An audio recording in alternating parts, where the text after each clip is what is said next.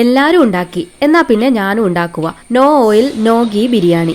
ആദ്യം ഒരു കുക്കറിലേക്ക് 2 സബോള നീളത്തിൽ കനം കുറഞ്ഞരിഞ്ഞതും 1 തക്കാളി അരിഞ്ഞതും ഇഞ്ചി വെളുത്തുള്ളി പച്ചമുളക് ചതച്ചതും 1/4 ടീസ്പൂൺ ഗരം മസാലയും ആവശ്യത്തിന് ഉപ്പും കുറച്ച് മല്ലി പുതിന ഇലയും കൂടെ ഇട്ട് നല്ലതുപോലെ മിക്സ് ചെയ്യണം.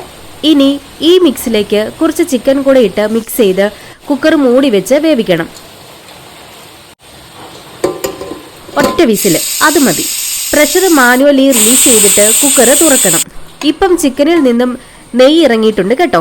ഇനി ഇതിലേക്ക് ഒരു ബേ ലീഫ്, 2 ഏലക്ക, 1 തക്കോലം, 3 ഗ്രാമ്പൂ, കുഞ്ഞു കഷ്ണം ജാതിപത്രി, 1/4 ടീസ്പൂൺ പെരിഞ്ജീരകം, 2 ഗ്ലാസ് കഴുകിയ കൈമ റൈസ്, 1 പകുതി നാരങ്ങാ നീര്, 2 ഗ്ലാസ് വെള്ളം, ഇത്രയും ചേർത്ത് ഒന്നിളക്കി ഉപ്പൊന്ന് നോക്കി കുക്കർ മൂടി വെച്ച് ഒരു വിസില്.